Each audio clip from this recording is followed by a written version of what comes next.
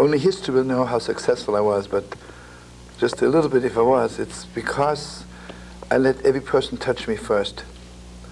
You know, let's say before a concert I walk around saying hello to everyone, and it's clear to me, any person who touches me, maybe I'll touch them back.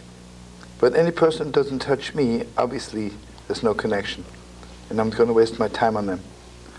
But you see, maybe another reason for my successes, and maybe in this I differ from a lot of other people who want to bring back young people to their roots, is I never tell anybody what to do. Because they ran away from home because they couldn't stand their parents telling them every minute what to do, what not to do. They don't need me in the name of God to tell them all what to do, what not to do. All I can do is make myself available. And if they really want to know what to do, they'll ask me. Mm-hmm. You know, I'm very, very careful not telling people what to do. Even if they ask me, they have to ask me maybe 100 times till I really tell them what to do, because see what it is, I believe 100% that every person really knows inside what to do. They always know what to do inside. They just need a little bit strength, a little strong vitamin pill to have the strength to listen to themselves. And I give them vitamins in a different form, not by telling them, but by learning with them, singing with them. And, you know, I always say my best vitamin pill is vitamin S, vitamin Shabbos. That's the strongest vitamin pill. And vitamin S, vitamin Simcha. You know, when a person is full of joy, then they have the strength to listen to themselves. And if they're sad, then they give up on themselves, give up on the world.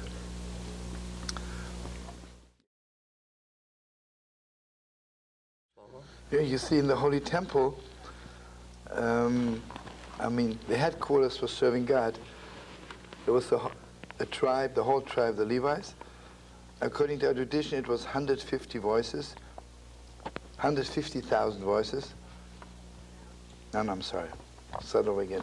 100,000 voices and 50,000 instruments. And I mean, until the Messiah comes, there won't be this kind of music. And it's, you know, in the Holy Temple there were absolutely no speeches. Nobody ever spoke. It was just the singing. Most awesome, heartbreakingly beautiful singing. And I'll tell you something awesome. You know, sadly enough, we got away from the singing in the synagogue because when they destroyed the Holy Temple, there was really no instruments in the synagogue. And one of the holy rabbis said that at that time, we didn't think it would stay away from the Holy Temple that long because the first temple was destroyed, was rebuilt after 70 years. So the rabbis thought after 70 years we'll come back again. If they would have known it'll take 2,000 years till we come back, they would have definitely insisted there has to be instruments in the synagogue. Maybe not on Shabbos, but during the week. How can you pray without music? How can you pray without instruments? And it just, something is always missing. It always hurts me so much. And you know, in the house of prayer, thank God, not on Shabbos, but during the week.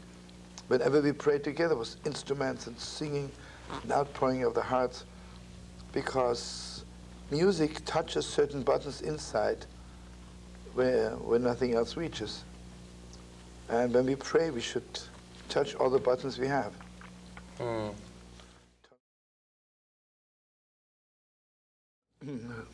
You see what it is? There's a Torah from the Melech Shemagit about Shem Tov's success, and he said like this. Rab Shimon Yochai, you know, the master who wrote the Zohar, the master of all Kabbalistic teaching, and then came the Arizal, which is like about 200 years before the Baal Shem, and then came the Baal Shem. So he put it this way.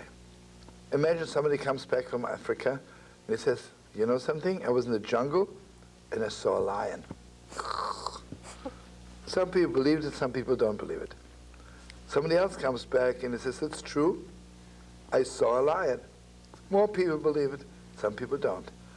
Then the third person decided, coming back and I'll bring a lion with me, so everybody can see it. See, all those great Kabbalists tell you what's going on in heaven, it's all beautiful.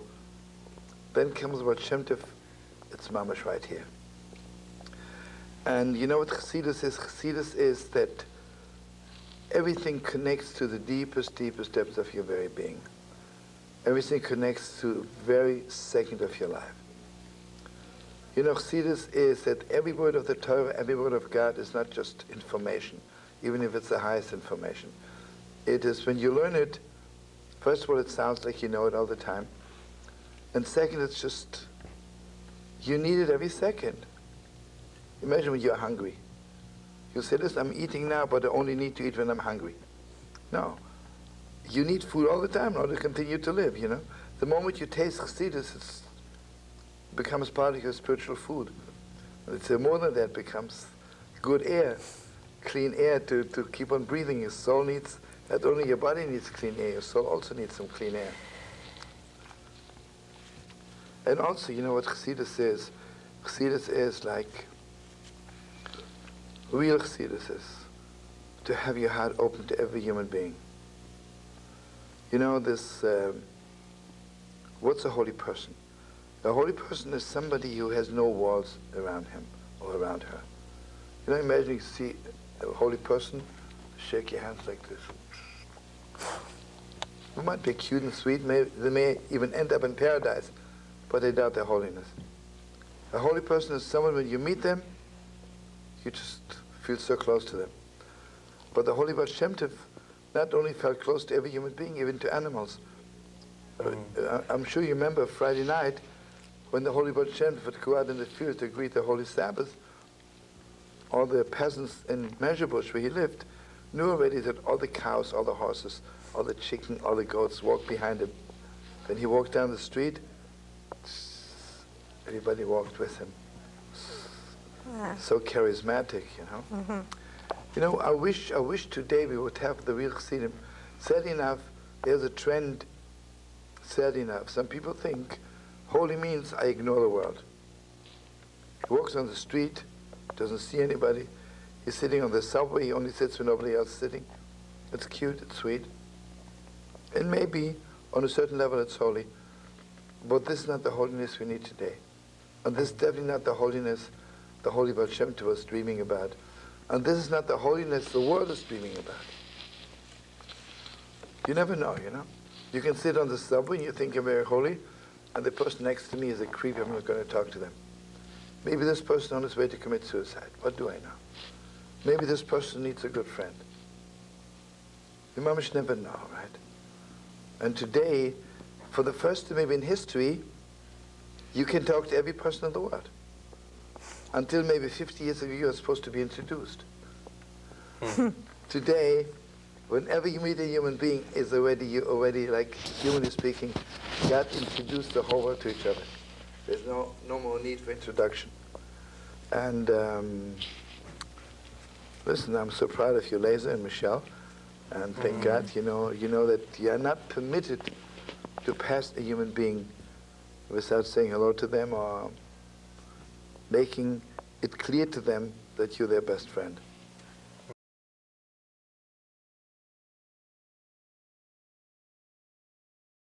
You see, let me tell you. Let's say go to Germany, right? My first assumption is that every person I meet is good. Until God forbid I find out they're not so good, right? But I believe that every person is good. And I'll tell you something else. Do you know there are a lot of anti-Semites because they never met a Jew who's their friend? And maybe I'm the one Jew who could turn them around. What do I know? I can tell you, it's not the time, I can tell you hundreds of stories. I met really in Germany some young people whose parents really indoctrinated them with real heavy anti-Semitism. And then, they became my friends and changed their whole life. And, in Poland, it was awesome. I was unbelievable. In all the newspapers, they always say Poland is full of anti-Semites. I'm not saying it's not. Maybe it's true. But if there is, I can only tell you, when I was there, gave concerts all over Poland, thousands of people came. And there was so much love in the air. It was like after the Messiah had come. There was not such a thing, a person walking into my council without hugging and kissing me, like we know each other for 10,000 years. And it's only sad, what hurts me the most, that the establishment is really not taking advantage of today, that we have the means and the ways of reaching thousands of people who maybe don't like us and make them into our friends. You know, I always say Anti-Defamation League is very heavy, right? They call up and they have a whole thing. I found out there's one more anti-Semite in the world, Gewalt. How about having a new kind of program? I found someone who loves us. Hey, unbelievable, right? Why do we have to tell each other always bad stories? Why can't there be headquarters? I walk on the street and I found a non-Jewish brother and sister who's our friend. Why do we call up? You know, hey, I found a good friend. We should do more on this side. But anyway, I'm not the chief rabbi of Israel, so what can I do, you know? Maybe one day, you never know. Maybe one.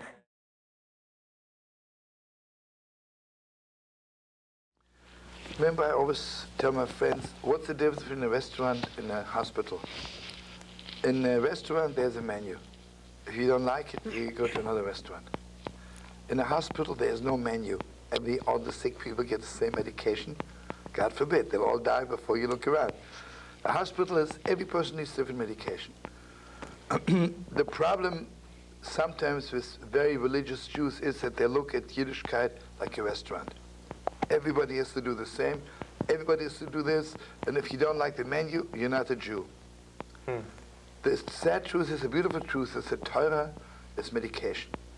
You know, the Gemara says that the Torah is food, and the Torah, God's teaching, also medication. Medication is, everybody needs something else. And we need so much more tolerance. So much more tolerance. On one hand, Yiddishkeit is getting stronger every day. On the other hand, I see also getting less tolerant. Which is because we are driving out our kids again if we're less tolerant. What we need in the 90s, we need yeshivas with so much more openness to the world. You know what happens in most yeshivas? They're teaching, but still they're teaching that there is no world. There is no world. Then you come out and you see the world is beautiful, and you fall apart. But what we need so much more openness to the world, and not to make Yiddishkeit less. You know, I'll tell you something. If I say my wife is the only beautiful woman in the world, right? Then I walk out into the street and the first beautiful woman throws me off. It's not true. My wife is not the most beautiful woman in the world. But there are 2 million beautiful women in the world, but this is my wife. It's something else. I don't always have to knock the others in order to make my big. The second thing, which is very, very important, you know, until the 6 million, I have a feeling that we Jews really were not communicating with the world. We are living like alone. And am levodat yishkan. We are really like outcasts in the world. And sad as it is, the 6 million, when they walk through the gas chambers, I have a feeling they open gates in heaven for us to communicate with the world. And it's sad that right now the people who communicate with the world are mostly Jews who know so little about Yiddishkeit, who know so little, and they're really not our messengers to the world. And it's time that we, so to speak, religious Jews, should come to the world and say, we have a message for you. You know, the Bible, everybody reads the Bible, but the way they read the Bible in English is a catastrophe, because I always tell my friends, if you read the Bible in English, King James Version, you might as well read Peyton Place. It's more interesting. The Bible is so deep, but you cannot just read it in English. You have to know it with all the commentaries. And without making ourselves big, we Jewish people, we received the Torah on Mount Sinai, and we are ready to give it over to the world. If you need me in the 90s, Yiddishkeit has to be so much sweeter, so much deeper, so much more open, so much more connected to the world. You know, we teach everyone about keeping Shabbos. Why don't we really teach them how to love your wife, how to love your children, how to love the world. We talk so little about it, right?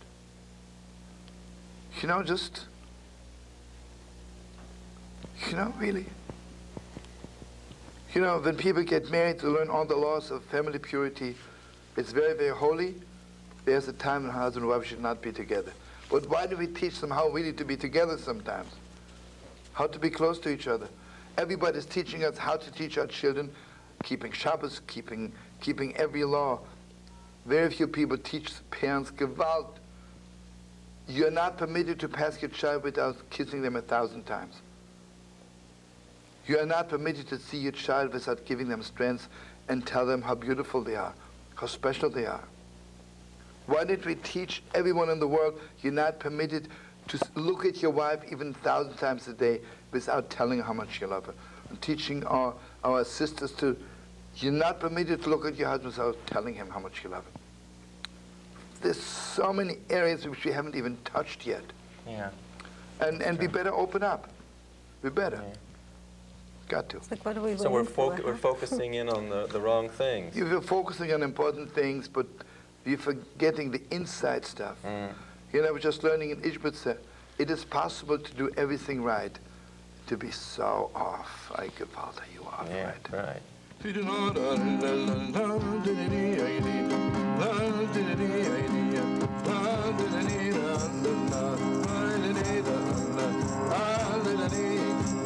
Hallelujah.